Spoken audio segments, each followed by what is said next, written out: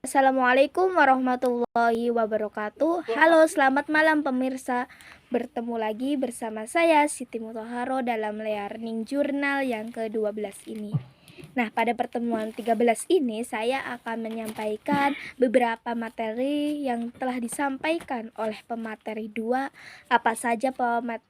Apa saja materi pertemuan yang ke-13 ini? Kita simak bersama saya Siti Mutaharo akan menemani Anda dalam beberapa menit ke depan.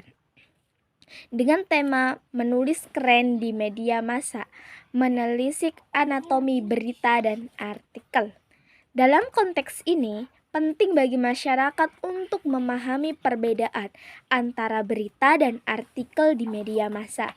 Berita biasanya disusun berdasarkan prinsip 5W1H dan bertujuan untuk menyampaikan informasi secara objektif dan faktual. Sementara itu, artikel juga cenderung bersifat opinionatif, memberikan analisis dan seringkali mencerminkan sudut pandang penulis terhadap suatu isu.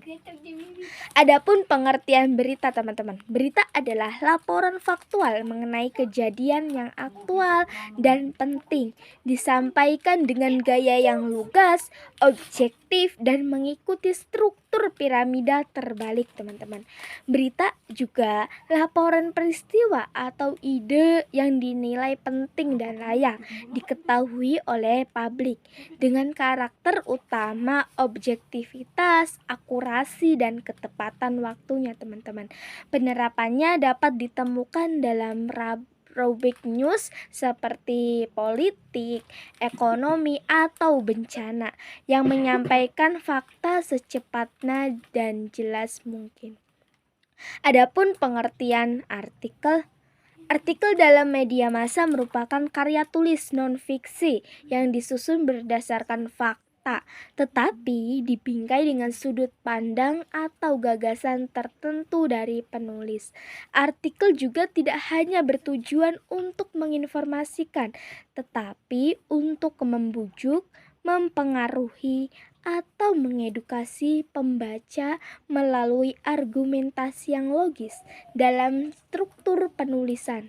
Artikel terdiri dari pengantar atau biasa disebut dengan lead, pembahasan inti, dan simpulan atau ajaran. Artikel di sisi lain bersifat lebih interpretatif dan subjektif. Artikel juga mengandung opini atau analisis penulis terhadap isu tertentu dengan tujuan mempengaruhi atau memberi wawasan kepada si pembaca.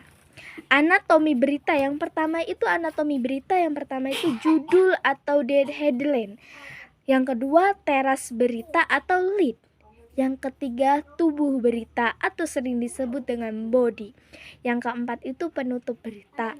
Yang kelima, sumber beritanya, teman-teman. Yang keenam, unsur visual dan multi-platform. Adapun anatomi artikel, teman-teman. Yang pertama itu judul atau title. Yang kedua, pembuka atau lead atau bisa disebut dengan paragraf pengantar, teman-teman. Yang keempat itu tubuh artikel atau yang biasa disebut itu isi utamanya artikel, teman-teman. Yang keempat itu gaya bahasa. Yang kelima, kesimpulan dan penutup. Yang keenam, identitas penulis. Yang ketujuh, referensi atau sumber pendukungnya, teman-teman. Apa saja sih yang bisa membedakan antara artikel dan berita, teman-teman? Perbedaannya bisa dilihat dari fungsinya, gaya bahasanya, dan tujuan antara artikel dan berita itu, teman-teman. Yang pertama itu perbedaan berita dan artikel. Yang pertama kita lihat dari minimnya literasi media digital, teman-teman. Yang kedua itu praktik framing oleh media. Yang ketiga biasanya itu kemampuan kritisnya yang rendah. Yang keempatnya juga peran algoritma media sosial. Yang kelima, minimnya verifikasi informasi. Bagaimana sih pengaruh media digital terhadap kaburnya batas antara berita dan artikel? Media digital telah mengubah lanskap jurnalisme secara signifikan teman-teman, menyebabkan kaburnya batas antara berita dan artikel. Biasanya perubahan ini dipengaruhi oleh berbagai faktor, ya termasuknya faktor kecepatan distribusi, faktor perubahannya informasi, bisa juga dengan algoritmanya, media sosialnya, dan perubahan perilaku konsumsi berita oleh audiens. Nih, yang pertama itu edisasi teman-teman, dan peran netizen jurnalismenya itu. Yang kedua, konvergensi media. Yang ketiga, agen setting yang melemahnya. Yang keempat, kehadiran blog dan platform terbuka.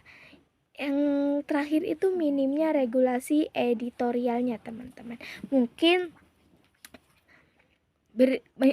cukup sekian dari saya jurnal pada minggu ini. Sekian, terima kasih. Wassalamualaikum warahmatullahi wabarakatuh.